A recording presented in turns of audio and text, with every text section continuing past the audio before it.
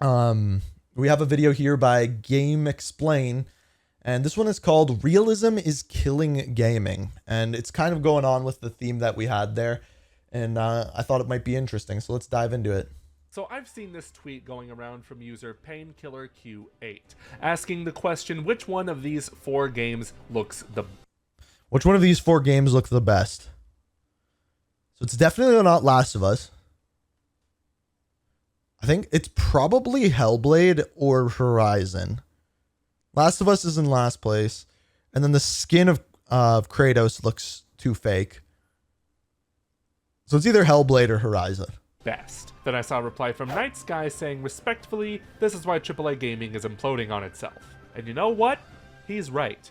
Also, to answer the question, Horizon Forbidden West. These past few weeks have come out with videos talking about Nintendo and their place in the gaming industry today, and why they're generally doing better than PlayStation and Xbox currently. The Switch is the best-selling console this generation and the third best-selling console of all time, despite being not nearly as powerful as the PS5 and Series X. And this also tied back to a 20-year-old interview with the former president of Nintendo, Satoru Iwata, in which he talked about how game development just gets harder when you're dealing with more powerful machines. So yeah, you're saying Hellblade visually is so good. Yeah, that's kind of what I heard. I'm wondering if he's going to talk about that in this, because Hellblade 2 like apparently wasn't very good, which really aged well, because as we can see now with the PS5 and Series X, there's a lot wrong here. Things aren't great. Starting with the PlayStation 5, it's honestly doing well sales-wise, but still 5 times out of PS4 Xbox, user I think. base has not upgraded to the PlayStation 5, and that can largely be attributed to the 5. That's an insane number. The whole that it's not even half of the players have upgraded to a PS5. Like, how long has the PS5 been out? It's a long time. Has not upgraded to the PlayStation 5, and that can largely be attributed to the lack of exclusives. Most of the major PlayStation franchises like Horizon and God of War also released on the PlayStation 4, so there was even less of a reason to upgrade to PlayStation 5 unless you really care about better graphics. And even then, the rate that these exclusives are coming out is not nearly as fast as it used to be in previous generations. Sony even confirmed that there won't be a major PlayStation franchise released in this fiscal year, which just goes to show that they need to put more respect on Astrobot's name. And Xbox is also facing very similar issues, but also worse ones when they just shut down a few of their studios that they bought only a few years back. I'm still salty about Tango Gameworks because they had just come out with the highly successful Hi-Fi Rush, and that's also the antithesis of the games that we're going to be talking about today. The games that just chase realism to the point where they take so long to make. This is weird. This is like the video we just talked about. Just thinking about this also makes me look back at previous generations and how, quite frankly, we were spoiled. For example, let's look at Naughty Dog's output on the PlayStation. This is a thing that we talk about on stream all the time.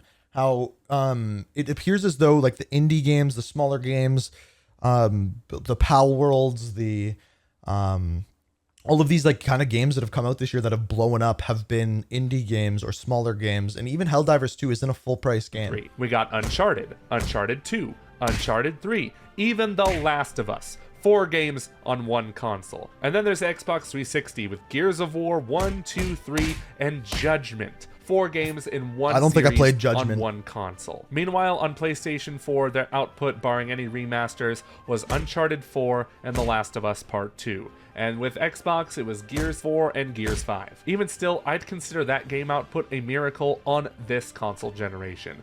Now I feel like we're lucky if we even get one game per franchise per generation.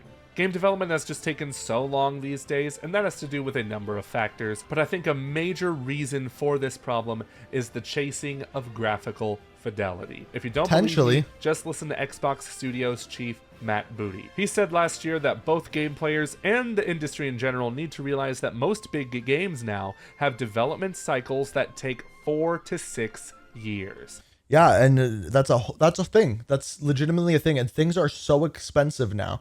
Cutscenes cost a lot of money to make. You have to have multiple people working on things. And I saw this thing. It was talking about how they make these cutscenes and the amount of people that have to work on them, and how they have to kind of streamline making these cutscenes, and it's not He easy. specifically cited higher expectations for being one of those reasons, as well as the level of fidelity that they're able to deliver. And to that, I just have to play this clip from the illustrious Dr. Ian Malcolm. Your scientists were so preoccupied with whether or not they could, they didn't stop to think if they should. And that's a great point. Just because you can deliver the most realistic graphics possible or whatever, doesn't mean you actually should. I feel like at this point, there has to be compromises made. I used to think that more powerful consoles helped make game development easier, not the other way around. That's Even a God of War good director point as Cory well. Barlog You'd think better consoles, easier to make games, but it's actually quite the opposite. said that with more powerful machines comes more work for them. And that just GTA makes 6 me wonder, is gonna why cost do over we $2 even create billion new to make. I consoles wouldn't be if surprised. the work of game developers just gets harder and harder. And now we're apparently in the latter half of these consoles' life cycles. I feel like they just started. Xbox already said they're working hard on their next console, and I'm just like, stop. Just stop. I don't know why they keep giving these developers more and more power to work with when it's clearly making their jobs harder. Also, we can see 20 more pieces of stubble on some man's face. It all comes down to diminishing returns. We're getting to a point where graphical leaps just aren't impressive anymore. It was very impressive back in the days of 2D to 3D, and the first 3 generations of 3D gaming consoles had impressive leaps between as well. But once we started getting to the PS4 and Xbox One era, that's where things started to be less astonishing. Despite True. all the work put into these new generation games, they honestly Like, it's definitely barely look better noticeable. than the last generation. There are some exceptions, like with Hellblade 2, which is just a gorgeous game that I couldn't. One thing that I wonder about is, because they're making games for PS4 and PS5, how much development time does that add to the games? See running I on a don't know the previous answer, gen console, but it came out 7 years after the first game. So if it takes that long to make games as beautiful but simplistic as this, then I don't want them anymore. Take them back. And you might want to tell me that long game development times is just a reality we have to face and we should be grateful that we even have games anyway.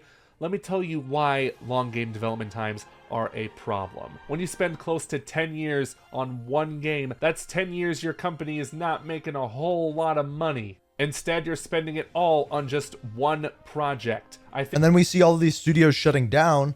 Well, if they can only make one game every 10 years and that game flops, yikes. a lot about Rocksteady and how long it took them to make Suicide Squad kill the Justice League, and that's not working out so well for them. And when games take upwards of a decade to make and cost over hundreds of millions of dollars to create, do you really think publishers want to take creative risks from that? No, they're going to play things safe. You're going to see a lot of the same types of games for years to come because of the state of AAA game development. Studios don't want to spend millions of dollars in at least 5 years on something that's not a guaranteed hit. Which, thank God for the indie scene, there's a lot of great indie games that you should support. I just played Animal Well, it's fantastic. But back to my original point, AAA gaming is in dire straits because of their focus on graphical fidelity. Now, that isn't to say these aren't great games on their own. A lot of them play really well. I liked God of War Ragnarok a lot. Sneaky Hive, you said, what about Baldur's Gate 3? What do you mean by what about Baldur's Gate 3? Because it just played so well. But if games like this played the exact same way and didn't look as good, I don't think many people would notice in this day and Yeah, age. that I don't agree with. I don't think they can look bad per se, Okay. but you can make a game look good enough and most people really won't care. This is where art direction comes in, and that is 100% stronger than But I also think that there is some games that do better when they look good. mere graphical Like, yeah, fidelity. Nintendo kind of has I this don't care nailed if I can't down see where all the strands of hair. I don't care if I see all the pores in someone's face. I don't care if you hit that subscribe button and notification bell. Oh, Except I do. you don't Please care? hit those Oh, I buttons. was gonna say, if the okay. game has great art direction, that's really all that matters. And you know what? I used to be on team graphical fidelity. I hated it when people criticized realistic games because I think that is still a valid art style, and I still somewhat agree to that. I think it's okay to get realistic games every once in a while. I just don't think every studio needs to chase the realism of a game like Red Dead Redemption 2. And like I've said in previous videos, Nintendo has figured this out. Their games don't always look that realistic, but they still look great thanks to strong strong art direction. And they come out with a lot more exclusive games than the competition, that's for sure, because they don't spend nearly as much time on the graphical fidelity as they do the overall gameplay. Then there was Tears of the Kingdom that took like 6 years to make because the systems in that game, whew, talk about complex. But you know the Yeah, so that's another good point, right? Like that game took a long time and it doesn't have crazy graphics. So maybe it's not quite a thing where it's all about graphics. It's also about the gameplay getting more complex as well. Nintendo company that was so close to getting this philosophy. Yeah, AI is obviously going to have an impact on development of games as well, yeah. Xbox with Hi-Fi Rush. For years, Xbox has been criticized for their lack of quality exclusives. A lot of their games were getting decent reviews, but there was nothing that really shattered the earth. And then one day they just shadow dropped this rhythm-based combat game that wound up winning the hearts of gamers and critics alike, getting nominated for and winning multiple awards, and it looks like this. Not an ounce of realism in this game. Not an ounce. It is purely a 3D cartoon. That's the thing, right? Is like games don't have to be realistic, right? Xbox was pleased with this game's performance, and how do they reward the developers at Tango Gameworks? By shutting them down. Absolute insanity, and I just cannot wrap my head around why they would shut down Tango Gameworks after creating one of their biggest hits in almost a decade. But I guess they gotta make back the money of that Activision Blizzard acquisition somehow. But Hi-Fi Rush is a perfect example of what I think game studios need to understand. They're focused on the wrong thing here. Not to say they completely disregard gameplay, because like I said, some of these realistic games are quite fun still, but the thing is, a game with strong art direction... I mean, like, do you call God of War realistic? Like, is that the word for gameplay it? Will always stand out more like, than I something guess. with uber realistic graphics. It goes back to Hellblade 2. That game, visual stunner. Loved looking at it the whole time I played. But man, those gameplay elements... Now, where were we? First of all, I need to start restarting my computer before I go live because sometimes my internet just seems to crash when I don't do that. So anyway, I think we were talking about Starfield and how it didn't look that management of great. these game development teams are poor, so as a result they just take longer to make.